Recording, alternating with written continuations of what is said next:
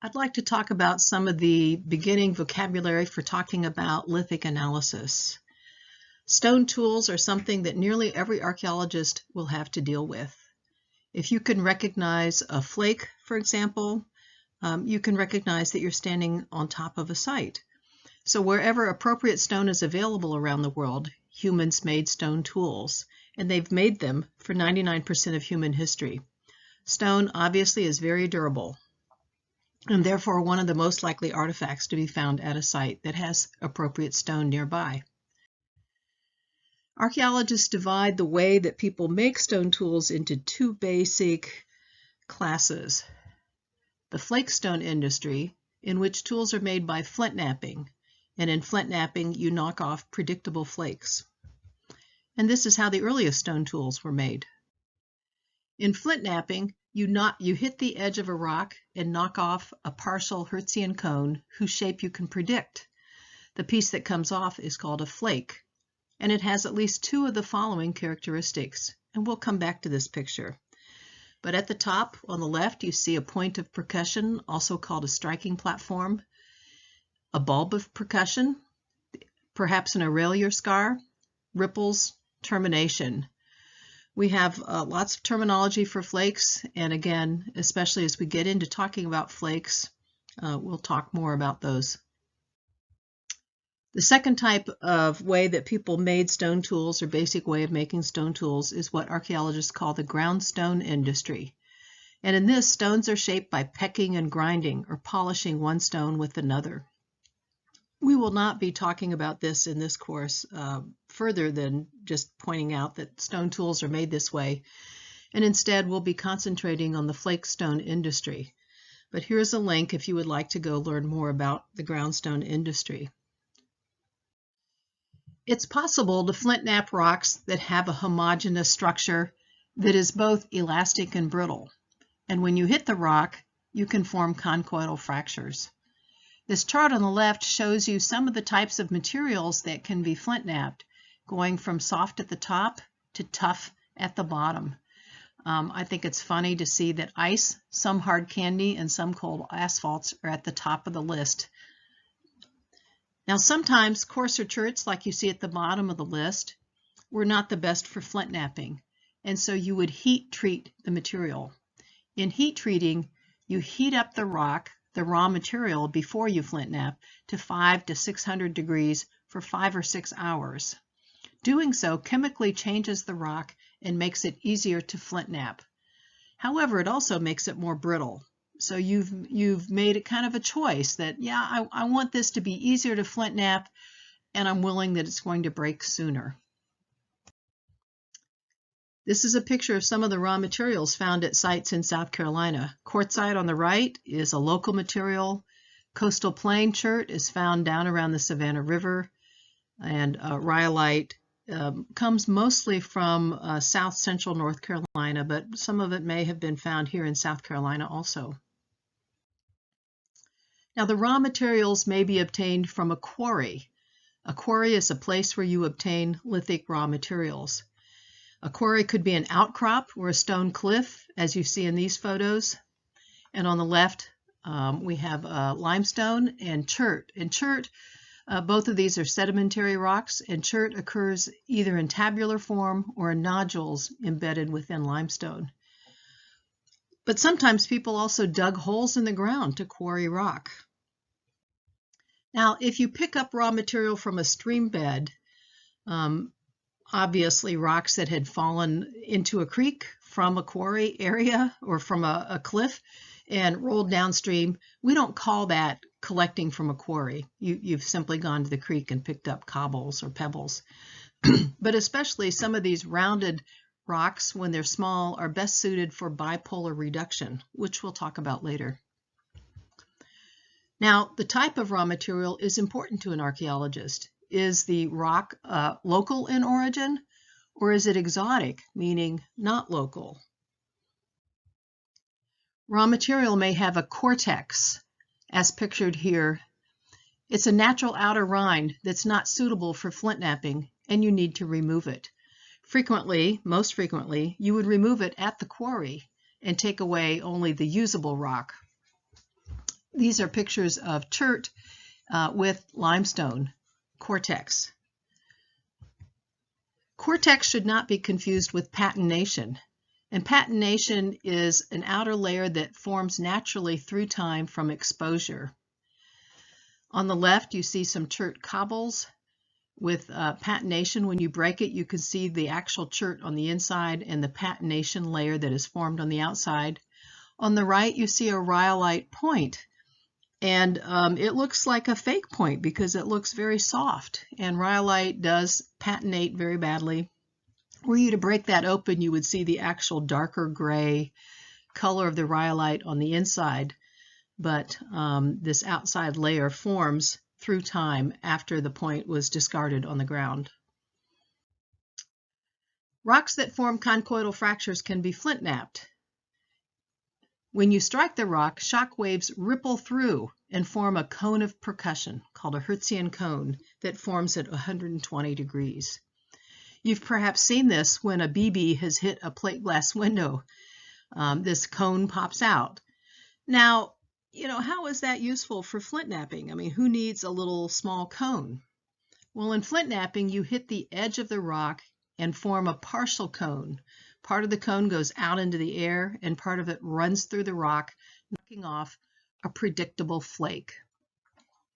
You will need to memorize the terminology for a flake. So again, up here at the top, we have a striking platform. This is where the person hit, where the force came. It's also called a point of percussion. Either term will work. Underneath it forms this perhaps bulb of percussion, kind of part of the Herzian cone. Within it, there may be a little flake that pops out, the aurelier scar. And the force waves ripple outward. These are called ripples, just like you've thrown a stone in a pond and the waves ripple out. You may also see radial fissures, which radiate outward like this. Notice that the end that you strike is called the proximal end. We'll also use this terminology in talking about a bone and looking at faunal remains later on. We have a proximal end to a bone and a distal end. So the end that you hit is the proximal end, it's near you, and the end away from you is the distal end.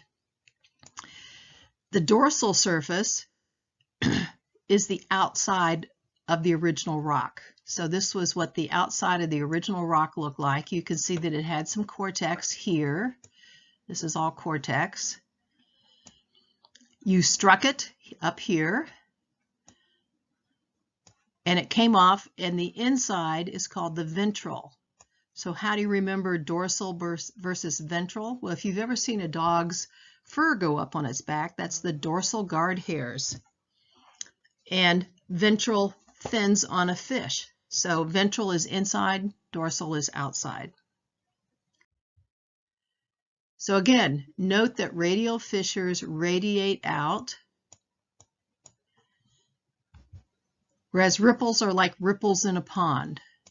Now you won't see ripples and radial fissures on every type of rock. You're most likely to see it on obsidian the most clearly, but you may see these attributes or characteristics. Note also that the ventral side, what used to be the inside of the rock here, is smoother. And it's the side that has the bulb of percussion up here. Versus the dorsal side is much rougher.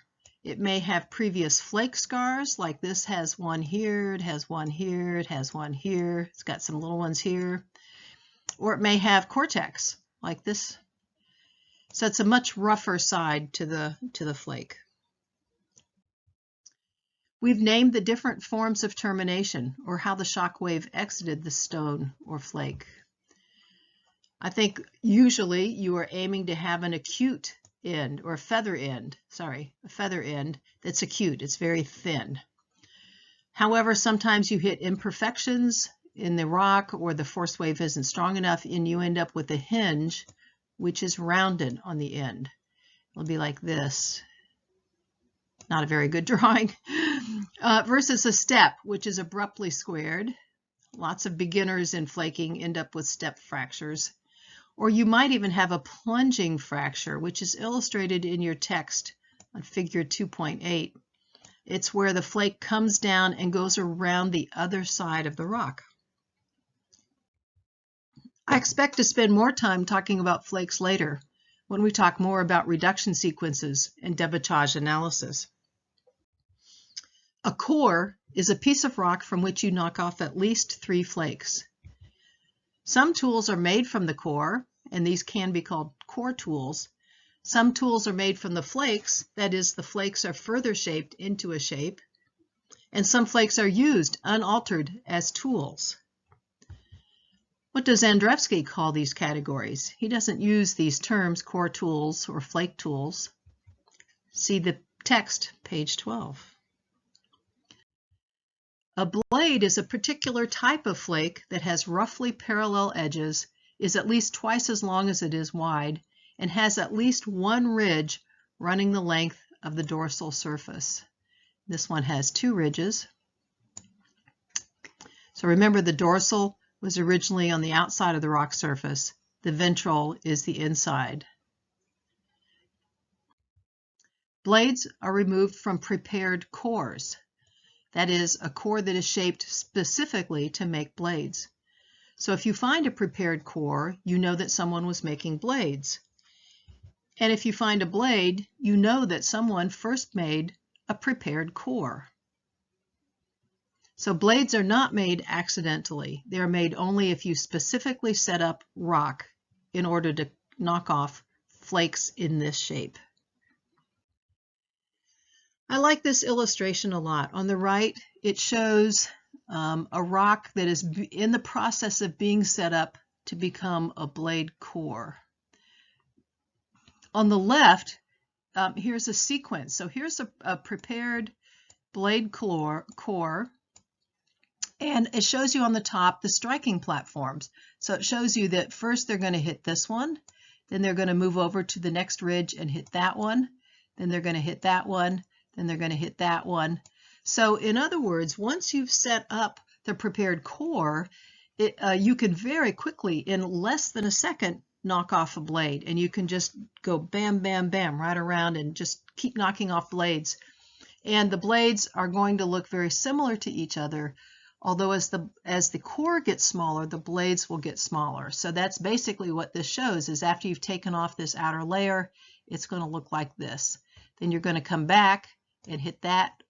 You're going to hit that ridge. You're going to hit that ridge, just as it shows here. Here's the next set of ridges that they're going to hit in here. And it ends up eventually coming down to look like this until it becomes an exhausted core. So note the sequence of striking platforms hypothesized for the top left core. Now, when you're deliberately knocking off flakes, other blocky angular pieces may also break off unintentionally, and we call these shatter.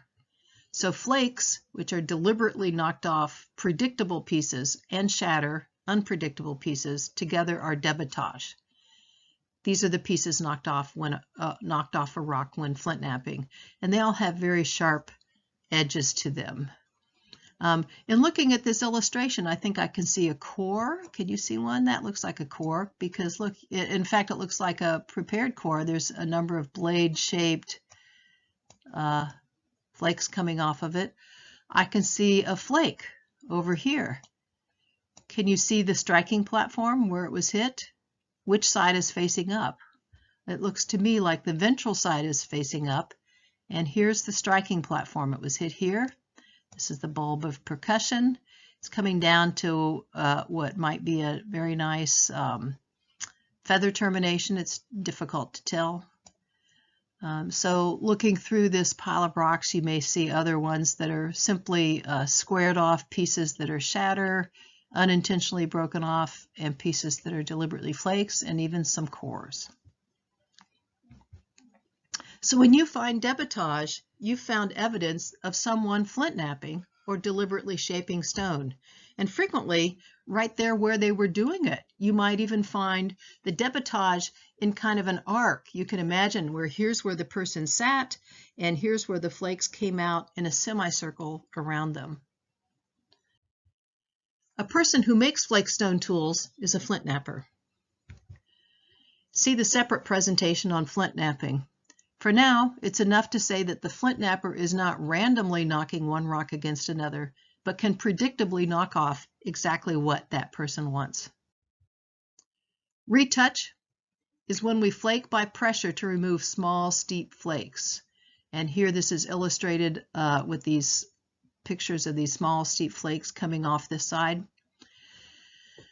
You could potentially confuse retouch with use wear.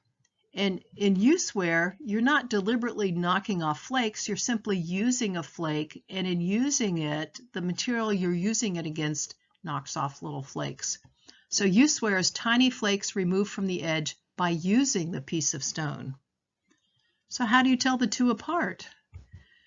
Well, one rule of thumb is that to be considered to be retouch, each flake must be at least 1 millimeter long. There must be at least 3 of them in a row, and they must be of about equal size. A uniface is a stone tool from which flakes are removed from one side of an edge. As an example, I show you here 2 end scrapers, which were used for working hides. And you can see that on these, the one side has not been flaked.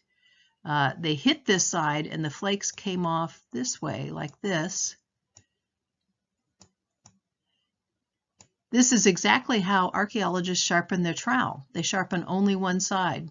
So these provide a good cutting edge that's not going to dig into something too much. It's very controllable.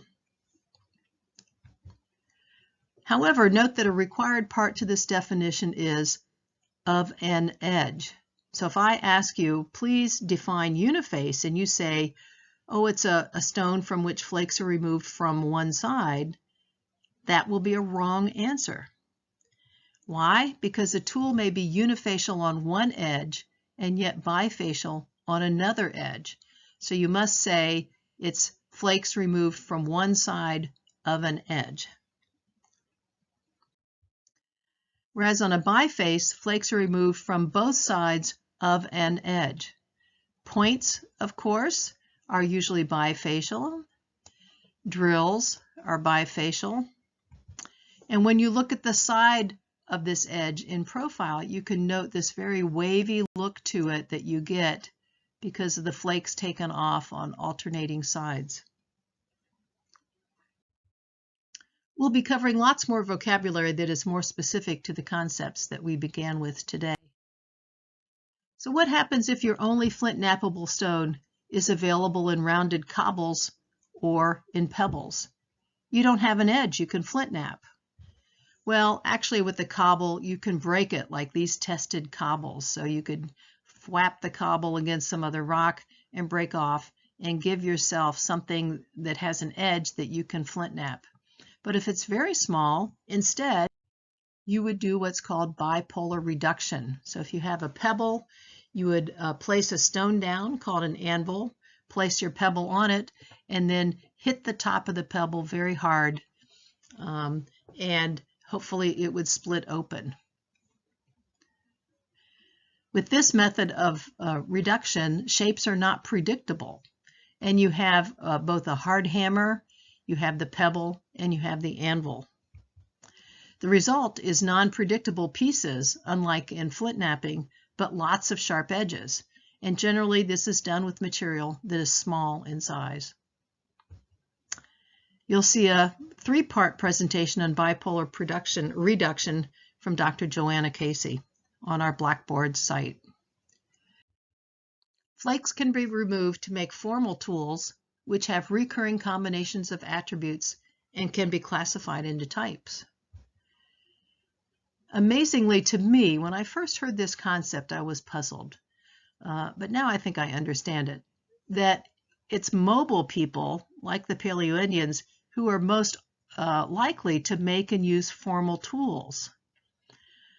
Why? Well, because then you have this large mass of tool. Here's a brand new formal tool that you can carry with you away from the quarry, and it gives you lots of material to work with. You can rework it. You can make further tools with it. So versus if you are settled in one place, you don't necessarily need to have so much raw material. You can have it stockpiled right there. You're living at home. It's right there. You keep it in a pit or in your house. And therefore you don't really need to make these formal tools. You can just use and make a sharp edge. So we'll have separate presentations on the attributes of formal stone tools. However, most jobs don't require a formal tool. A piece of broken rock or a flake will do just fine to make what we call an expedient tool. An expedient tool is an informal, on-the-spot, and practical tool with no recurring combinations of attributes. So over here we have what archaeologists call a spoke shave, probably a flake. I think I see a bulb of percussion up here that somebody retouched, and then after they retouched it to make a little semicircle, they kept using it, which would then put use wear on top of the retouch. The flaked or chipstone industry is a reduction process, and amazingly, the reduction sequence is perhaps more important to an archaeologist than the end product. Why is that? Well, for one thing, the end product shows only the last use. So here's a brand new biface. This is how it looked when it was first made, but by the time it's discarded, it might look quite different because it's worn down, it's been resharpened, it's been repurposed. So at different stages in its life, the finished stone could look quite different. Another reason is that only 9% of raw material ends up in the finished product. The other 91% is debitage. So by far the vast majority of materials that archaeologists might have to look at is debitage. And finally, frequently the finished tool itself is not found at the archaeological site. So we find the debitage from flintknapping, but the finished tool was taken away. It was taken away to go hunting. And wherever the hunter was when it broke, perhaps they discarded it there. Or perhaps they carried it with them till they got to the quarry and they discarded it at the quarry when they got new rock for another tool. So now that you have some basic vocabulary, please watch the flintknapping PowerPoint, and from its links, watch about a half hour of flintknapping videos. And unlike on our original syllabus for flintknapping, for those, you don't need to wear jeans and closed-toe shoes, and I won't need to bring a box of bandages.